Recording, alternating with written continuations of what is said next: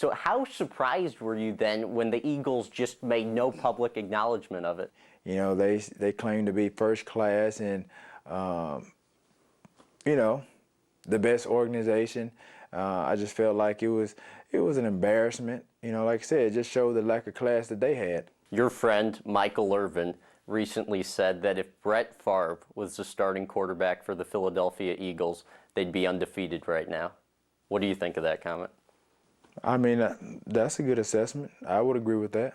The apology, I mean, it's similar to what I put in the letter, but it's really two-pronged. First, for how it was portrayed. You know, we talked for an hour, profile interview, and I think you probably agree, talked about just about everything you could want to cover in an hour-long interview with you, from notable moments from your career to racism you'd encountered growing up, to your grandmother's Alzheimer's, to the controversial topics. But, you know, those were 5 minutes of an hour-long interview. Those 5 minutes were all that aired on SportsCenter. Right. And on one hand, I understand from a news entity's perspective, there's limited time. You got to air the most newsworthy content, and 5 minutes is a lot of time to get on SportsCenter. But I also understand from your perspective, you're like, crap, I did an hour-long interview with this kid, and for what? You know, just so I can get some negative headlines. And I firmly believe, as I might have said to you before, if more of that interview aired, the controversial comments would have been given additional context where it would have been minimally far less likely that you would have ended up being suspended by the team for the rest of the season, at least in my opinion. And the second part is, and this I think bothered me more than anything, after the interview, you know, after the suspension and all of that, I got a call from your publicist, and she asked if I would be willing to speak at your arbitration if you guys felt it warranted. And I declined. And I declined, you know, based on guidance that I was given.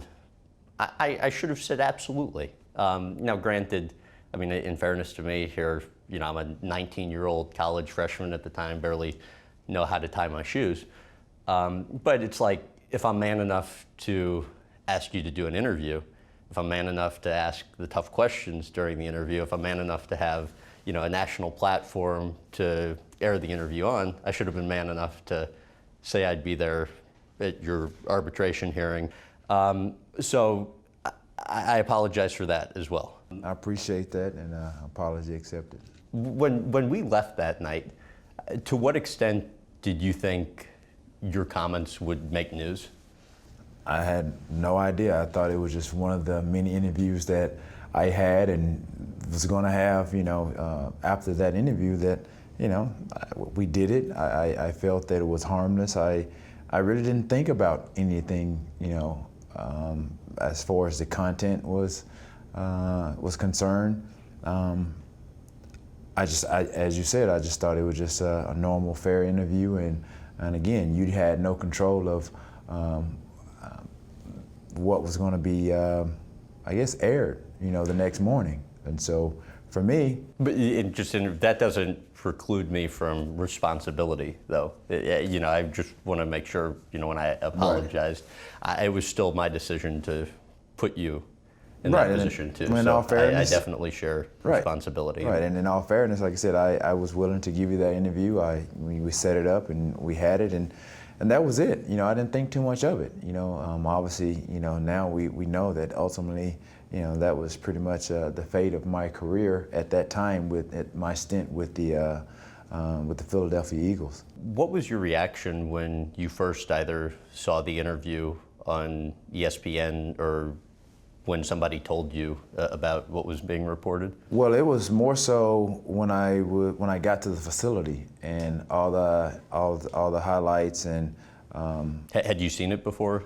No, I didn't see the interview in its entirety. Yeah. Again, they had taken, you know, I guess snippets, little pieces, right, clips from the interview, and that was the headlines, you know, all that morning. So I was sitting at the table at breakfast, and obviously, you know, all the comments were about, you know, the headlines. I threw Donovan under the bus, and you know, I made some comments about the organization in regards to, I think, my 100th touchdown or something Right. like that. And again, but more the focus was on the fact that they felt that I undermined,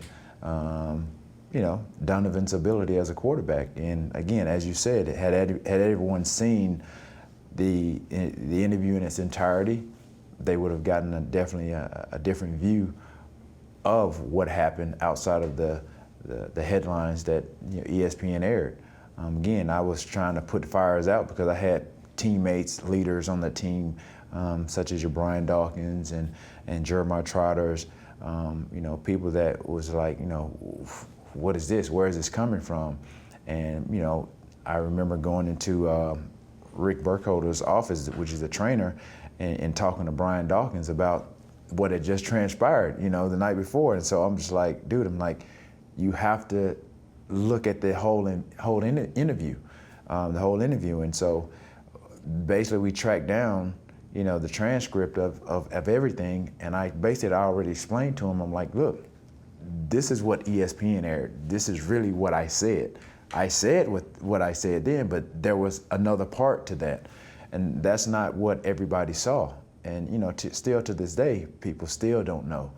All they know and all they're concerned about now is that, I was labeled as being selfish. I was being greedy. Obviously, I just had a rough time, after my first year, going into my second year with the Philadelphia Eagles. But again, I had no idea, that, me saying that I agree with Michael Irvin's assessment of that comment would really, be a turning point in my career, and obviously, obviously lead to the short stint there in Philadelphia. And a couple other just brief comments or questions about our last interview.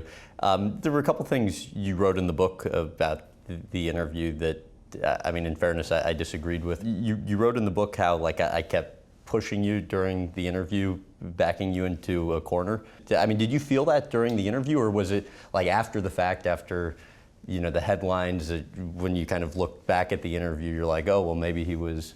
Well, I think probably, I guess in fairness to address that and probably what I was thinking at the time in writing the book, I think there's probably a lot of emotions that was probably resurfaced, and then me really trying to really reflect back on the interview itself at that time. And me probably, I guess when I say that, probably that just maybe there were some difficult questions that I was probably a little bit uncomfortable answering, but I did it. I did it anyway. So again, I apologize for obviously me saying, I guess you were pushing me in a corner in a sense, but I think it was more so just the difficult questions. Like I said, me really didn't knowing where those questions or my answer was gonna lead to or take at that time. At that time, when you were writing the book, when you were emotional, as you're saying, what did you think my intentions were during that interview? I always felt that your intentions were very innocent. Again, I don't blame you solely for anything that happened. Because again, I read it Right. I felt like you thought that I was trying to bait you or no, not at all. Again, now me knowing more so about how the media is and how they use sound bites and clips and headlines to grasp and grab the audience's attention, I get that now, and so me being, early in my career, just them knowing that I was pretty much an open book, I answered honestly. I gave some interesting sound bites. They knew I was pretty much an emotional, passionate person, to where I kind of just said what I felt, and they knew that I was passionate about it. And for me, I look back on it, it's a growing process. It's something that now I have kids. They're gonna go back and Google, and there are gonna be questions that they ask me, and things that are gonna come to the surface that that I can share with them and kind of lead them and guide them on what to do and what not to do, what to say, what not to say, and really give them an education on what politically correct means. And so, whereas for me, I didn't have no idea what being politically correct meant at that time. And so for me, now that I look at it, for me, that was almost like lying. in a sense, that's lying to me. But I guess it depends on how you deliver your answer and the message that you're trying to get across. And so my grandmother always told me to be honest. And so that's what I had at heart when I did interviews. So I guess the last question I had for you was, how did, at least at that time, the interview kind of change your opinion of me? Because, I mean, in fairness, there definitely seemed to be some noticeable frustration, even though in the book you said, I asked questions, any good journalist would want to ask. Well, I just think, I just never really felt that, doing an interview, at that time, which I felt was harmless, would, take my career, to a turn of where it was. But, it happened. There's nothing I can do now to go back and change it. And my feelings were hurt. I lost a lot of money going through that situation. There was a lot of lies told. But again, and it was a constant battle to sit up there and really try to defend myself, with the media, because every time I did an interview or I tried to constantly defend myself or explain the situation, something else was coming out with that interview. Then it's another topic. And it's like, oh, he's always saying something. He's not taking responsibility. When at that time, I took responsibility, may not have said it publicly, but I know that there's, always, two ways, about everything. It's three ways. It's always their side, my side, and there's always the truth. And so I just, at that time, just trying to find my way, really without a whole lot of guidance.